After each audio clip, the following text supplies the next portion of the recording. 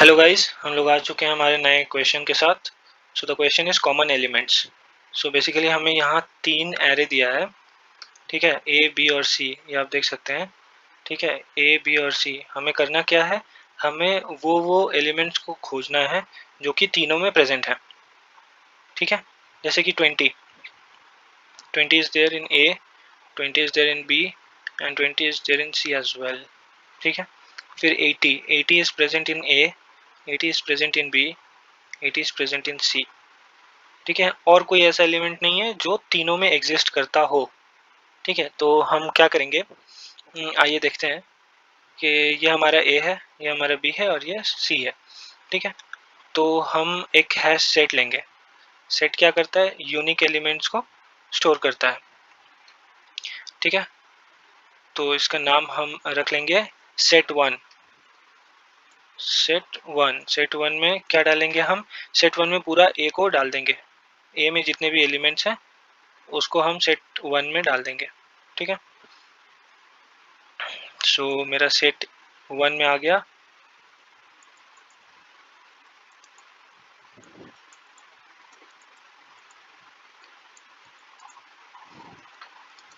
Right, ये हमारा set 1 हो गया। अब हम क्या करेंगे, अब हम खोजना स्टार्ट करेंगे। बी, क्या बी का जो फर्स्ट एलिमेंट है वो सेट 1 में प्रेजेंट है? नहीं, प्रेजेंट नहीं है। तो आई आगे बढ़ जाएगा। क्या ये जो एलिमेंट है वो फर्स्ट पोजीशन पे, ये जो 7 है, ये 7 जो है, क्या ये 7 प्रेजेंट है हमारे इस सेट के अंदर? क्या 7 प्रेजेंट है? नहीं, प्रेजेंट नहीं है, तो आई आगे बढ़ जाएगा। क्या जो मेरा 20 है, क्या ये 20 प्रेजेंट है हमारे सेट में? तो ये तो भाई प्रेजेंट है। प्रेजेंट है तो हम क्या करेंगे, हम एक दूसरा सेट बनाएंगे जो ऑलरेडी एग्जिस्ट करेगा। उस सेट का नाम होगा सेट 2। ठीक है, सो इस सेट के अंदर हम डाल देंगे उस एलिमेंट को जो एग्जिस्ट करता होगा। सो 20 हम इसमें डाल दिए। आगे बढ़ गया हमारा आई, आई आया 80 पे। क्या 80 प्रेजेंट है हमारे सेट 1 में? Yes, 80 is present in set 1। सो हम क्या करेंगे, 80 को सेट 2 के अंदर डाल देंगे। ठीक है, सो 80 आ गया। फिर हमारा आई क्या हुआ, आगे बढ़ गया। ये जो हमारा 100 है आईएथ पोजीशन पे, ये 100 क्या इस सेट 1 में प्रेजेंट है? नहीं, ये तो प्रेजेंट नहीं है, तो आई क्या हुआ, आगे बढ़ गया। आई तो इस बी एरे के बाहर हो गया। राइट, सो हमें सेट 2 में कौन कौन से एलिमेंट्स मिले? हमें सेट 2 में वो एलिमेंट्स मिले जो ए और बी एरे के कॉमन एलिमेंट्स थे। राइट, ए और बी के जो कॉमन एलिमेंट्स थे वो हमें सेट 2 में मिल गए। अब हमें क्या खोजना है, हमें वो एलिमेंट्स खोजना है जो सेट सी में भी, जो सी एरे है उसमें भी प्रेजेंट होंगे। तो ये ऑलरेडी एग्जिस्ट करता है ए और बी में, तो हमें सिर्फ इनको सी में खोजना है। राइट, अगर ये दोनों सी में भी प्रेजेंट हमें मिलेंगे तो वो ये दोनों एलिमेंट्स ए बी और सी तीनों एरे में प्रेजेंट हैं। राइट, तो हम एक और सेट बनाएंगे सेट 3। राइट, इसका नाम देंगे सेट 3। इसमें हम वो एलिमेंट्स डालेंगे जो एलिमेंट्स सेट 2 और सी में कॉमन होंगे। दैट मीन्स के ए बी में जो कॉमन है वो सेट 2 में ऑलरेडी प्रेजेंट है। अब हम सेट 2 को और सी को चेक करेंगे कि कौन कौन से एलिमेंट्स इन दोनों में कॉमन है। राइट, सो क्या 3 प्रेजेंट है सेट 2 में? नहीं, तो आई आगे बढ़ जाएगा। क्या 4 प्रेजेंट है सेट 2 में? नहीं, आई आगे बढ़ा। क्या 15 प्रेजेंट है सेट 2 में? नहीं, आई आगे बढ़ा। क्या 20 प्रेजेंट है सेट 2 में? हाँ, 20 प्रेजेंट है। तो 20 प्रेजेंट है तो हम उस एलिमेंट को उठा करके सेट 3 में डाल देंगे। राइट, तो 20 आ गया। अब आई हमारा आगे बढ़ा। क्या 30 प्रेजेंट है हमारा सेट 2 में? हम चेक कर रहे हैं, क्या 30 प्रेजेंट है हमारा सेट 2 में? नहीं, ऑब्वियसली नहीं है, तो 30 नहीं है, तो आई आगे बढ़ा। क्या 70 प्रेजेंट है हमारे सेट 2 में? 30 है, 70 है क्या? नहीं, 70 नहीं है, आई आगे बढ़ा। क्या 80 प्रेजेंट है हमारे सेट 2 में?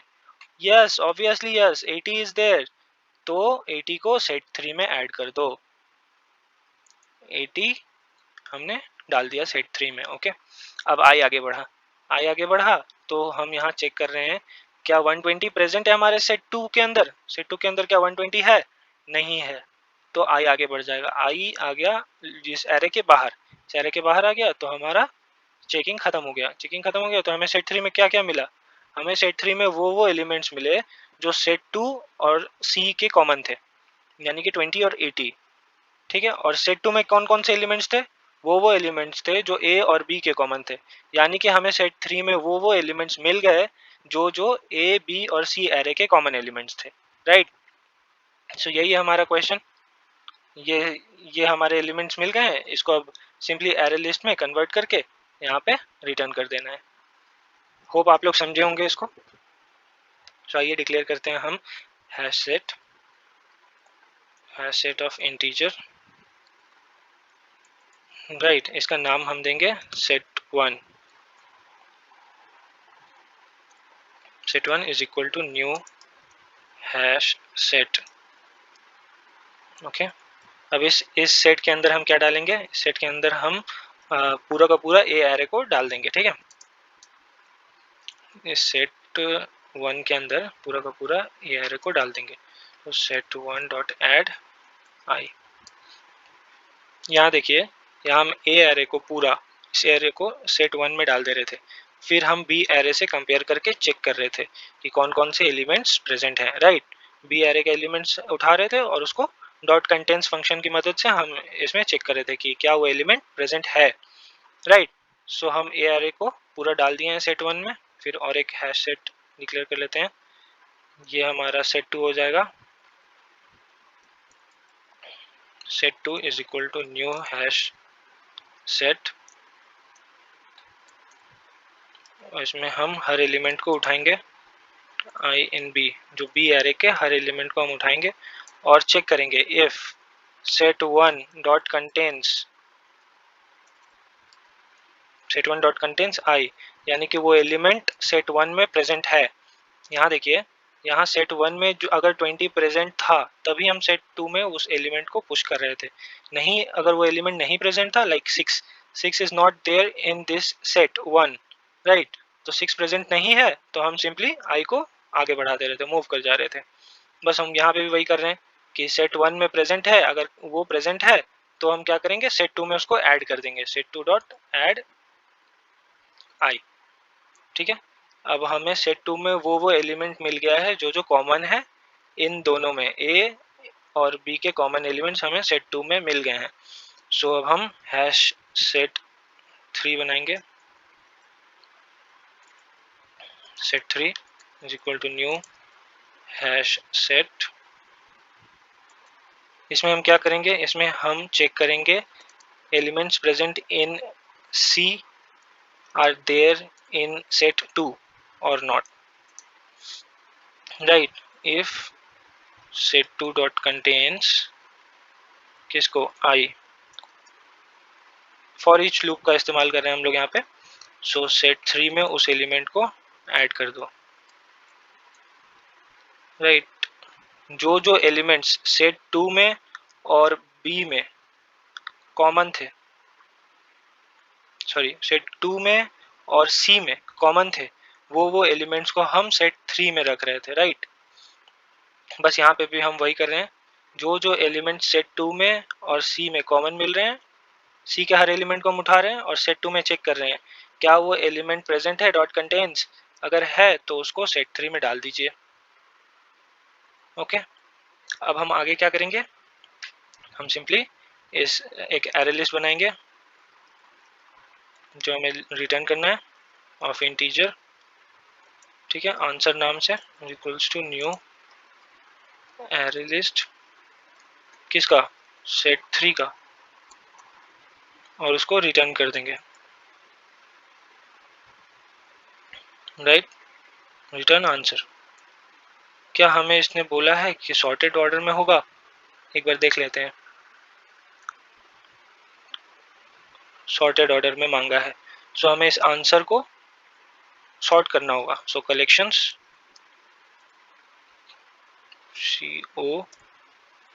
COLLECTIONS कलेक्शंस डॉट सॉर्ट, किसको सॉर्ट करना है, आंसर है, आंसर है लिस्ट को। सो कंपाइल करके देखते हैं।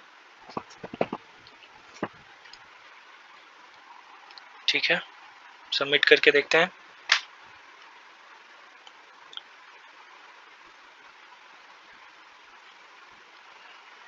सबमिटेड, ठीक है, सबमिट हो गया। अब हम यहाँ इसका टाइम कम्प्लेक्सिटी और स्पेस कम्प्लेक्सिटी देखते हैं।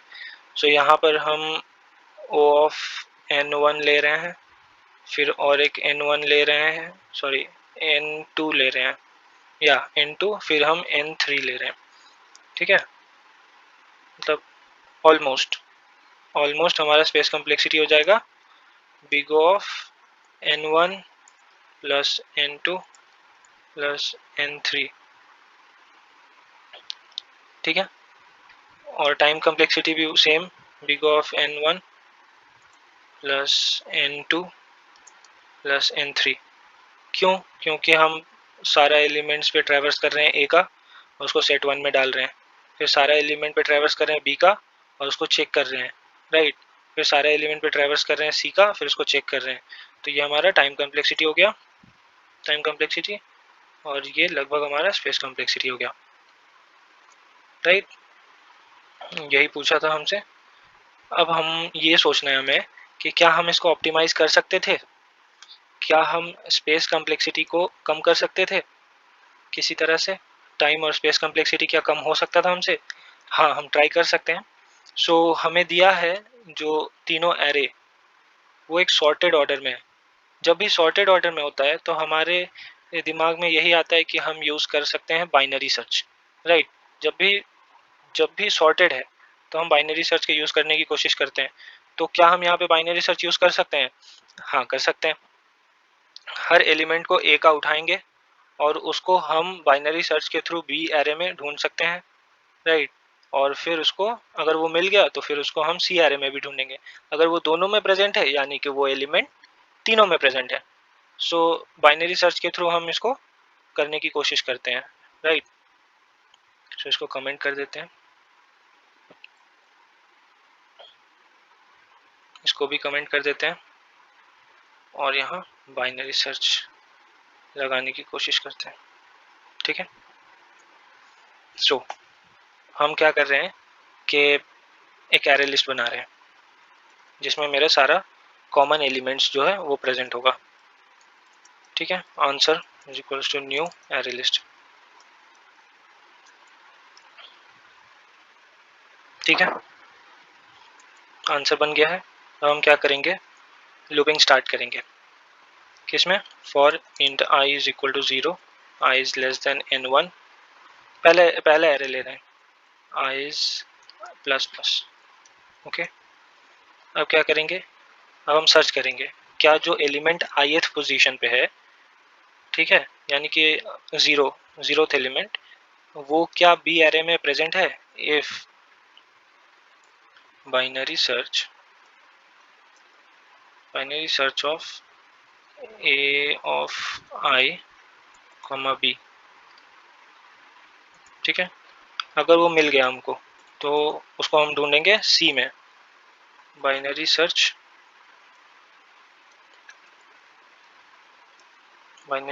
Of A of I comma C. अगर वो दोनों में ही मिल गया हमको, वाह, दोनों में मिल गया, तो हम क्या करेंगे, उसको हम ऐड कर लेंगे आंसर में। बट आंसर में मेरा रिपीटेड नहीं होना चाहिए, so not answer dot contains A of I, right. तो ऐड कर दो आंसर में, आंसर डॉट ऐड, किसको ऐड करना है, ए ऑफ आई को, राइट। और फिर बाहर आके लूप का रिटर्न कर देंगे हम आंसर को। अब हमें बस ये बाइनरी सर्च का फंक्शन लिखना है, ठीक है। सो बाइनरी सर्च का फंक्शन लिख लेते हैं, बूलियन बाइनरी सर्च। इसमें हमारे पास दो चीज़ आ रही है, एक तो ए आर आर ऑफ आई जो कि हमारा टारगेट है, ठीक है, जिसको हम ढूंढने की कोशिश कर रहे हैं बी एरे और सी एरे में, ठीक है। तो इन टारगेट, और एक हमारे पास एरे आ रहा है जिसमें हम उस एलिमेंट को ढूंढेंगे, ठीक है। तो इसका हम नाम ए आर आर रख लेते हैं, जो भी एरे आ रहा है उसको हम ढूंढेंगे।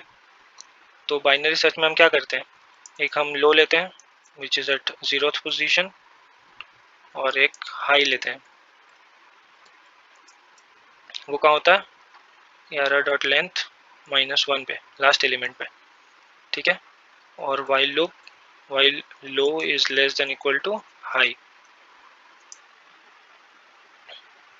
सो मिड निकालेंगे, mid is equals to low plus high minus low by 2। ये ट्रिक होता है इंटीजर ओवरफ्लो से बचने का। So if the element at mid, ARR of mid is equal to target, जिसको हम खोज रहे हैं, the element which we are looking for is present, so we will simply return true, यानी कि वो एलिमेंट है भाई। अगर वो एलिमेंट एल्स इफ, अगर वो एलिमेंट एरर ऑफ मिड से, एरर ऑफ मिड से छोटा हुआ, ठीक है, तो हम क्या करेंगे, अगर वो एलिमेंट छोटा हुआ तो हम हाई को कहाँ ला देंगे, मिड -1 पे। एल्स, एल्स वो एलिमेंट मिड, मिड पे जो एलिमेंट प्रेजेंट है उससे बड़ा है, तो हम लो को मिड+1 पे ला देंगे, ठीक है। अगर पूरा एरे ढूंढ लिया और नहीं मिला तो हम क्या करेंगे, रिटर्न फॉल्स, यानी कि वो एलिमेंट नहीं है भाई, राइट। कंपाइल करके चेक कर लेते हैं, सही है। सबमिट करने का ट्राई करते हैं। सो